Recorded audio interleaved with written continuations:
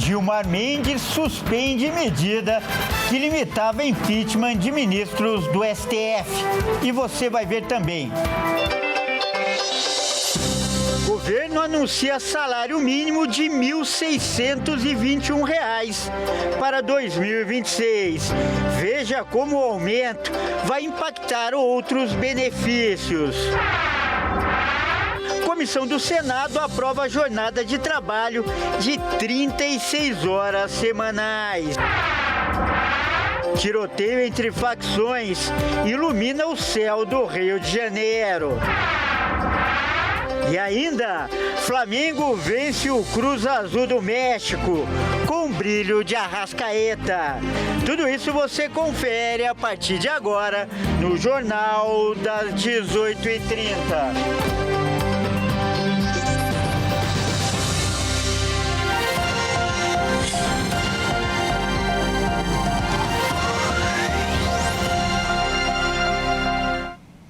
Olá, seja muito bem-vindo. Nós estamos ao vivo. São 18 horas e 37 minutos pelo horário de Brasília. Eu sou o Kleber Werneck e a partir de agora você confere comigo as principais notícias desta quarta-feira. O ministro Gilmar Mendes suspendeu sua própria decisão de limitar os pedidos de impeachment de ministros do STF. Ele retirou do texto o trecho que só dava poder à Procuradoria-Geral da República. O ministro do Supremo Tribunal Federal, Gilmar Mendes, suspendeu um trecho da sua própria decisão que restringia à Procuradoria-Geral da República a possibilidade de apresentação de pedidos de impeachment contra membros da Suprema Corte. Agora, fica valendo a regra que está prevista em lei, de que qualquer cidadão pode apresentar pedidos de impeachment de ministros do STF, que passarão pelo Senado. Gilmar ainda retirou da pauta do STF a análise da sua antiga decisão sobre o tema. O caso estava previsto para ser analisado no plenário virtual do Supremo a partir da próxima sexta-feira. Assim, a questão será levada ao plenário presencial, mas deve ficar apenas para o próximo ano. Dessa maneira, o ministro atendeu parcialmente a um pedido feito mais cedo, que era a revogação total da decisão. Assim, também fica valendo a proibição de que pedidos de impeachment contra ministros do Supremo tenham como base a tentativa de responsabilizar ou iniciar um processo de impeachment contra magistrados com base apenas no mérito de suas decisões. Mas se esse pedido não fosse atendido, o Senado solicitava alternativamente a suspensão dos efeitos da primeira decisão de Gilmar e do julgamento da liminar do ministro pelo STF até que o Congresso aprovasse o projeto que atualiza a lei do impeachment, que é de 1950. Olha, e o fim da escala 6x1 pode estar próximo. A PEC que estabelece a mudança foi aprovada pela Comissão de Constituição e Justiça do Senado e agora segue para votação em plenário. Caso seja aprovada, ainda precisa do aval da Câmara. A Comissão de Constituição e Justiça do Senado aprovou a proposta de emenda à Constituição que limita 36 horas a jornada de trabalho. Agora, a PEC da escala 6x1 segue para a votação no plenário do Senado e, se for aprovada, será necessário o aval da Câmara dos Deputados. O objetivo da proposta do fim da escala 6x1, de acordo com o relator, o senador Rogério Carvalho, do PT de Sergipe, é assegurar o maior tempo de descanso ao trabalhador sem prejuízos financeiros. A proposta também estabelece uma transição progressiva. Se promulgada, a carga horária no próximo ano será de 40 horas semanais como carga horária máxima. Terá uma redução anual de 1 hora até chegar nas 36 horas. O senador ainda afirmou que esse tipo de implantação do novo limite garante a adequação das escalas de trabalho e para a contratação de novos empregados, garantindo a segurança jurídica aos empregadores e o monitoramento dos impactos econômicos. O fim da escala 6x1 enfrenta enfrenta resistência entre os deputados e senadores da oposição e da base governista, por possíveis impactos negativos na economia. O tema estava travado há 10 anos na casa e ganhou força nas redes sociais em manifestações e mobilização popular, que reuniu mais de 1,5 milhão de assinaturas a favor do texto, que limita a 8 horas de trabalho diário e 36 horas de carga horária máxima semanal, sendo distribuídas em 5 dias da semana e sem possibilidade de diminuição de salário, com 2 dias consecutivos de repouso remunerado, sendo de preferência aos sábados e domingos. Atualmente, o limite da jornada é de 44 horas por semana. E nesta quarta-feira foi anunciado o reajuste do salário mínimo de 2026. As mudanças começam a valer a partir da virada do ano. Veja agora como o novo valor vai impactar outros benefícios. O governo confirmou que o salário mínimo vai passar para R$ 1.621, representando um aumento de R$ 103 em relação ao valor atual. O reajuste passa a valer já no início de 2026, mas o novo valor só aparecerá no pagamento de fevereiro. Com a mudança, benefícios e programas sociais que são vinculados ao salário mínimo também devem ser impactados, como o abono salarial PIS/PASEP, que passa a variar entre R$ 135,08 e o valor integral do novo salário mínimo de acordo com os meses trabalhados. O INSS, que com o aumento do benefício começa a ter mais margem para crédito consignado, seguro-desemprego, que estabelece um novo piso de recebimento do benefício, e o CadÚnico, que passa a aceitar inscrições para famílias com renda mensal de até meio salário mínimo por pessoa, ou seja, R$ 810,50. O reajuste do salário mínimo corresponde à soma da inflação média do Índice Nacional de Preços ao Consumidor, o INPC, dos últimos 12 meses e o Índice de Crescimento Real do PIB dos 2 anos anteriores, que cresceu 3,4%. Em dezembro do ano passado, o governo aprovou uma lei que limita o ganho real do salário mínimo a 2,5%. Assim, o reajuste vai somar a inflação acumulada até novembro, mais 2,5% de aumento real. E as plataformas Uber e 99 adiaram o serviço de mototáxi em São Paulo. O motivo foram as exigências da nova lei que regulamenta a profissão. Segundo a Mobtec, Associação Brasileira de Mobilidade e Tecnologia, as empresas previam retornar ao serviço de mototáxi dia 11, em São Paulo. A data havia sido escolhida por ser apenas um dia depois do prazo dado pelo Tribunal de Justiça de São Paulo para que a Prefeitura regulamentasse o Moto-AP. Mas as empresas 99 e Uber desistiram de recolocar as motos por aplicativo nas ruas da capital. A decisão foi tomada após a sanção das novas regras pelo prefeito de São Paulo, Ricardo Nunes. Tudo mudou após a sanção da Lei 18.349, publicada no Diário Oficial. A nova regra foi aprovada em 2 turnos na Câmara Municipal e deixa as empresas insatisfeitas. Os aplicativos acreditam que é impossível cumprir as novas exigências e prometem entrar na justiça para derrubar a nova lei. Entre as exigências estão o uso de uma placa vermelha nas motos, a proibição de circular na região central da cidade e também em dias de chuva, e ter um curso especializado para transporte de passageiros. Quem não respeitar as exigências podem receber multa, que varia de R$ 4.000 até R$ 1,5 milhão para as empresas. Nossa reportagem ouviu alguns motociclistas sobre o assunto. É bom porque moto é mais rápido, né? Não tem tanto trânsito, às vezes é um lugar perto. Umas coisas tem que ser feitas mesmo, que é mais para segurança das pessoas, né? É uma opção que o usuário tem que ter mesmo. Eu ando só na minha moto. Se alguém quiser, eu acho que tem o direito. Se um dia eu precisar numa emergência também, eu quero ter o direito de andar. Já que está acontecendo aí uma grande atenção, um foco em cima disso, talvez devesse rolar uma capacitação melhor melhor, porque a gente está acostumado a carregar comida, só que eu acho que quando a gente vai carregar uma vida, é interessante que a gente tenha certeza que tem como fazer isso sem expor ninguém a risco. Começar uma profissão nova, ao invés de você ser incentivado, eu discordo do empecilho financeiro. Quanto ao curso, eu acho completamente válido. Enquanto a disputa jurídica não avança, as motos por aplicativo seguem fora de operação na capital paulista e ainda sem previsão de volta. E veja a seguir, tiroteio entre facções ilumina o céu do Rio de Janeiro. E ainda, Flamengo vence o Cruz Azul do México com brilho de Arrascaeta. Nós voltamos já.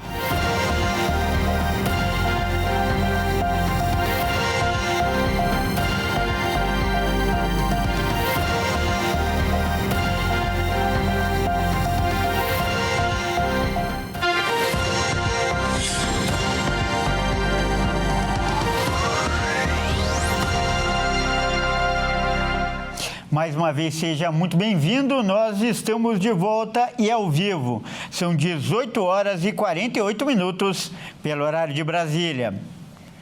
Olha, agora você vai ver imagens impressionantes que chegam do Rio de Janeiro.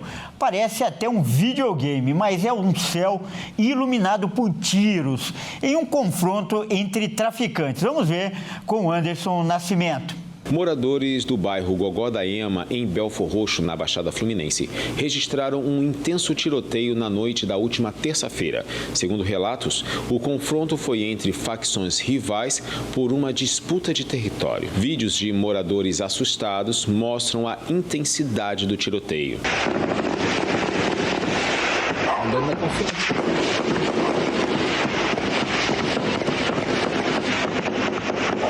Nas imagens, é possível ver balas traçantes. Em confrontos noturnos, esses projéteis indicam onde está o alvo a outros atiradores para que os disparos se concentrem na mesma direção. É uma função semelhante à mira laser. A diferença é que a bala traçante é um risco curto no céu. A troca de tiros começou por volta das 8 da noite e atravessou a madrugada.